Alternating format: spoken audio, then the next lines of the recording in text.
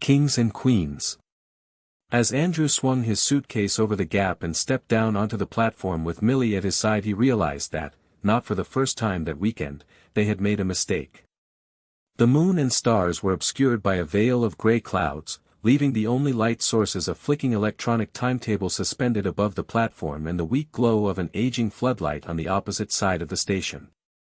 Their platform was deserted and surrounded on three sides by a white picket fence that wouldn't have looked out of place outside an idyllic American home.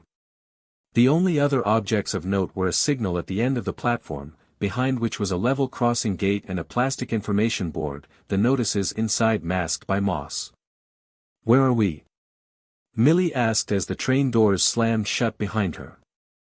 Her voice, which had been raised inside the train, was now little more than a confused whisper. "Calford Halt apparently." Andrew pointed to a station sign planted just behind the fence. As he spoke he felt a raindrop land on his cheek. "Yeah, but where is that exactly?" "Oh, no idea. We must have missed our stop because we were talking."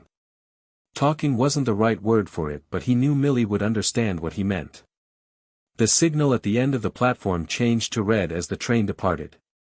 Andrew watched as the lights of the carriages disappeared as they rounded a curve in the track.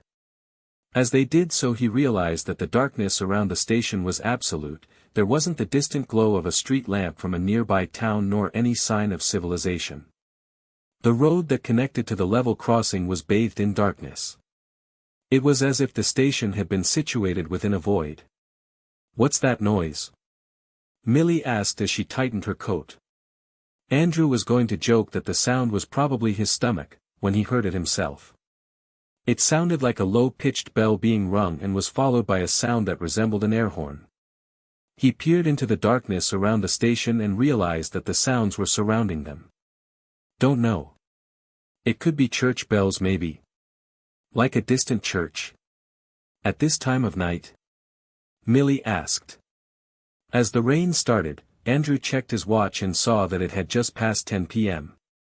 He noticed a strange smell in the air. It reminded him of mulch and decided not to draw attention to it.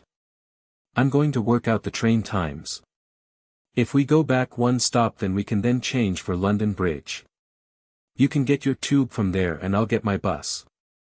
The screen on the timetable above continued to flicker, half of its digital display extinguished by the rain, and when the National Rail app failed to load due to poor signal, Andrew resorted to studying the physical information board. He wiped away the moss with the back of his hand and glanced back at Millie to see if she had noticed his disgust at this.